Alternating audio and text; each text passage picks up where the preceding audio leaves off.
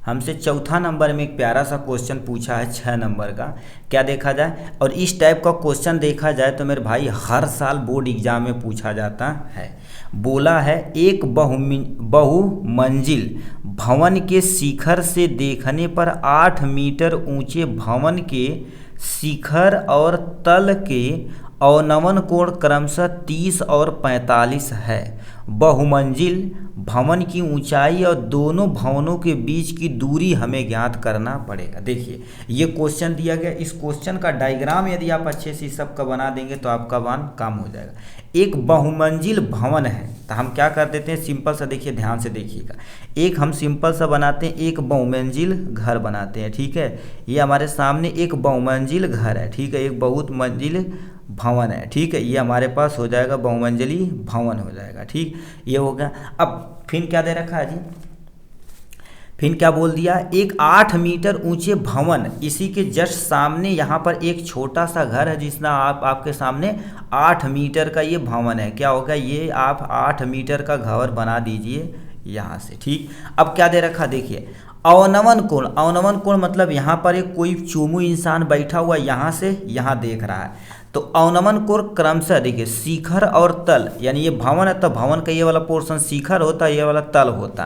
तो ये का क्वेश्चन में दिया है कि यहाँ से जब देखता है, यानी शिखर को जब देखता है तो कितना 30 अंश बनाता, तल को दिखता है तो 45 डिग्री बनाता। तो यहाँ पर से मान लेते कोई बंदा देख रहा है, ठीक है, यहाँ से, ठीक है, यहाँ से देख रहा है, ठीक है, यहाँ से कोई बंदा देख रहा है, इसका आँख बना देते हैं, ठीक है, यहाँ पर से कोई बंदा देख रहा है तो इनके बीच में यहाँ से देखा जाए तो इसको ऐसे करना पड़ेगा, इनके बीच का कोण यहाँ से, अब इसको अवनमन कोण ऊपर से देख रहा है ना, तो ये वाला जो कोण है तुम्हारे पास कितना डिग्री बना रहा है, 30 डिग्री बना रहा है। अब देखिए ये यदि 30 है तो ये जो तुम्हारे पास जाहिर सी बात कितना हो जाएगा, 30 डिग्री होगा। फिर क्या दे रखा, यहाँ से तो शिखर देख रहा है, फिर यहाँ से हमारे पास ये तल वाला पोर्शन देख रहा है, ठीक है। तो यहाँ से यदि तल वाला पोर्शन देख रहा है तो हम क्या कर देते हैं, ऐसे कर देते हैं, मतलब ये टोटल देखा जाए तो कितना हो जाएगा, 45 डिग्री अंदर वाला, ये पूरा कोण है। तो यदि पूरा कोण 45 डिग्री तो ये वाला वो कोण भी तुम्हारे पास कितना डिग्री होगा, हमारे पास भैया 45 डिग्री होगा। यस सर, 45 डिग्री होगा। ये बहुमंजिली भवन है, उसके सामने 8 मीटर ऊंचा है, ये तुम्हारे पास 8 मीटर भवन है। अब बताइए यहाँ से यहाँ तक का डिस्टेंस कितना है, 8 मीटर दिया गया है, तो यही जाहिर सी बात ये वाला पोर्शन तुम्हारे पास क्या हो जाएगा, 8 ही मीटर होगा। क्या होगा, 8 मीटर। और पूरे भवन की जो ऊंचाई है ऑलरेडी को हम क्या मान लेते हैं, यच मान लेते हैं। क्या मान लिए हैं, यच। तो ये तुम्हारे पास बचा हुआ पोर्शन क्या हो जाएगा, यच में से हम 8 यदि माइनस कर देते, ये बचा वाला पोर्शन यहाँ से यहाँ तक का आपका निकल जाएगा। यही हमें क्या करना है, ज्ञात करना है। तो ये कह दिया, जो तुम्हारे पास 2 चीज़ पूछा गया।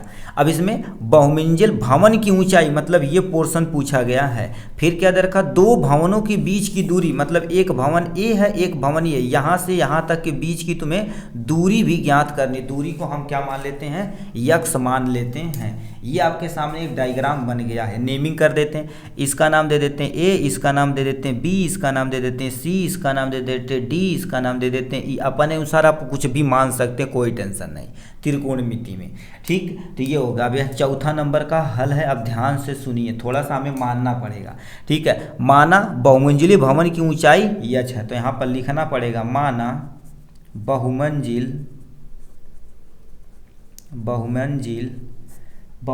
भवन की ऊंचाई मान लेते हैं यच है, ठीक, मान लेते हैं यच है। और भवन के बीच की दूरी, तो यहाँ पर लिख देंगे 2 भवन के बीच की दूरी, 2 भवन के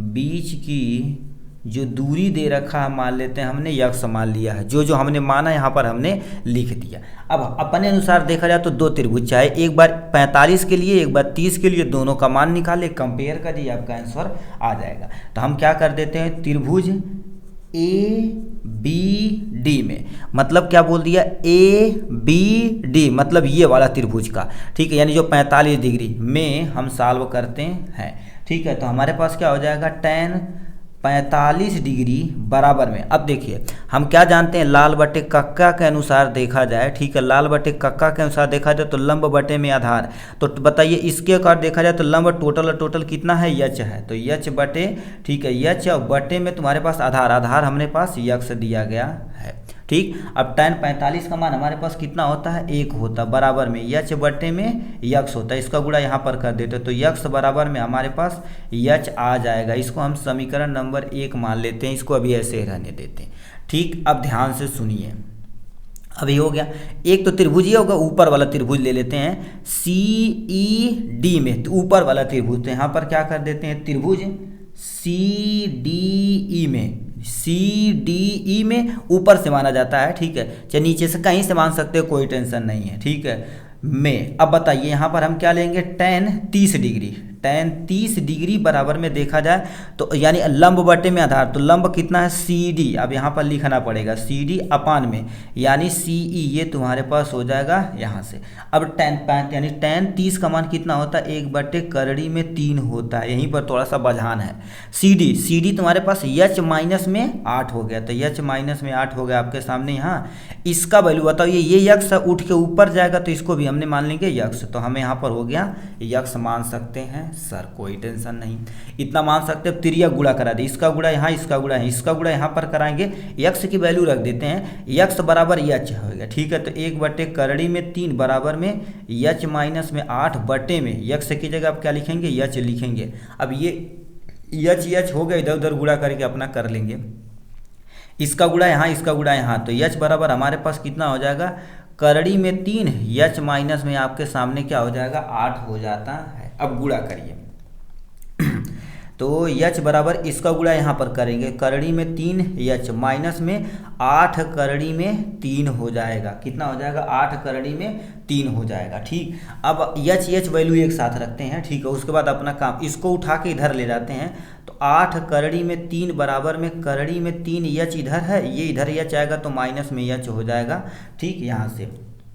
अब 8 करड़ी में 3 हो जाएगा बराबर में, इसमें यच यदि कॉमन ले लिया जाए तो करड़ी में 3 माइनस में तुम्हारे पास 1 हो जाएगा, ठीक। अब यच बराबर देखा जाए तो गुणा में इधर चला जाएगा, तो यच बराबर कितना हो जाएगा, 8 करड़ी में 3, नीचे नहीं दिख रहा, ये 8 करड़ी में 3 मतलब ये गुणे में है, यहाँ पर गुणे में इधर जाएगा तो क्या हो जाएगा, भाग हो जाएगा, तो 8 करड़ी में 3 बटे में करड़ी में 3 माइनस में 1, इसी पे छोड़ देंगे तब भी आपका नंबर मिल जाएगा, चाहे आप थोड़ा सा और रेशनलाइजेशन कर देते हैं, यदि परिमेयकरण कर देंगे, ऊपर कर देते हैं, ठीक है, परिमेयकरण हम ऊपर कर देते हैं, तो यच बराबर हमारे पास जो आया 8 करड़ी में 3 बटे में करड़ी में 3 माइनस में 1, परिमेयकरण करने के लिए हम क्या कर देते हैं, ऊपर नीचे इसका जस्ट अपोजिट साइन लगाते हैं, करड़ी में 3 प्लस में 1 और करड़ी में 3 प्लस में 1, इसे काटा जाए तो 1 ही आएगा।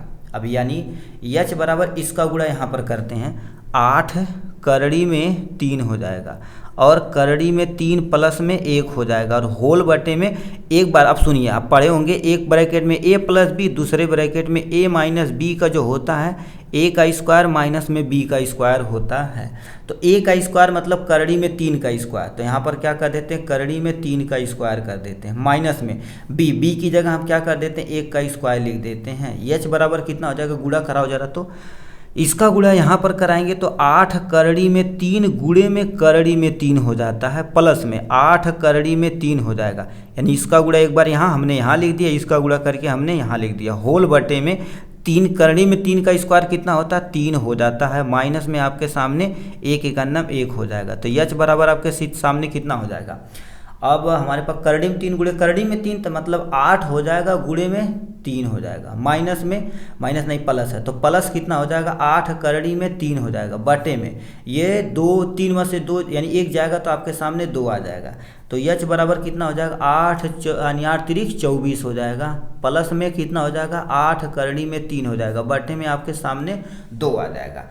अब काट दिया जाए तो 2 से हमारे पास अभी एक भी स्टेप और कर लेते हैं, यच बराबर इन दोनों में 2 कॉमन ले लेते हैं तो हमारे पास 12 बचेगा, प्लस में यहाँ पर 4 बचेगा, करड़ी में 3, होल बटे में आपके सामने 2, 2 से 2 कैंसिल हो जाएगा यहाँ से, तो यच बराबर आपके सामने 12 प्लस में 4 करड़ी में 3 आ जाएगा। ठीक है, ये आपके सामने हो गया यहाँ से। अब इसी पर छोड़ देंगे, आप यहाँ से लिख देंगे सेंटीमीटर या मीटर। किस में दिया था, सब में मीटर मीटर दिया था कि सेंटीमीटर, मीटर दिया था। देखिए मीटर हो जाएगा तो आप यहाँ से क्या कर देंगे, मीटर आप छोड़ देंगे, आंसर हो जाएगा।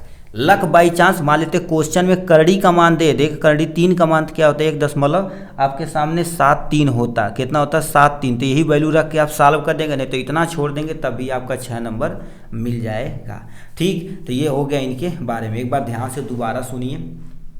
कोई एक बहुमंजिली भवन है, इसके जस्ट सामने एक 8 मीटर का घर है। ठीक है, ये आपके सामने 8 मीटर का घर है। कोई व्यक्ति यहाँ से ऊपर, अवनमन कहेगा तो आदमी ऊपर से देख रहा है, तो ऊपर से देख रहा है शीर्ष को, ठीक है, शिखर को देख रहा है तो 30 डिग्री, और तल को देख रहा है तो 45 डिग्री का कोण बनाता है। ठीक है, 45 डिग्री 30 डिग्री। तो अब उसी पे क्या कर देंगे, tan 45 के एक बार इससे त्रिभुज मान लेंगे, एक इससे त्रिभुज, इस त्रिभुज से h बराबर मैक्स से आया है, और दूसरे त्रिभुज से करड़ी में हमारे पास 30 माने थे, तो इसको हमारे पास h की वैल्यू आई है। इसका परिमेयकरण कर दिए हैं तो आपके सामने यहाँ पर टोटल आंसर आ गया है मीटर में। ठीक, ये हो गया आपका। ये नेक्स्ट में चलते हैं भैया, क्वेश्चन देखते हैं क्या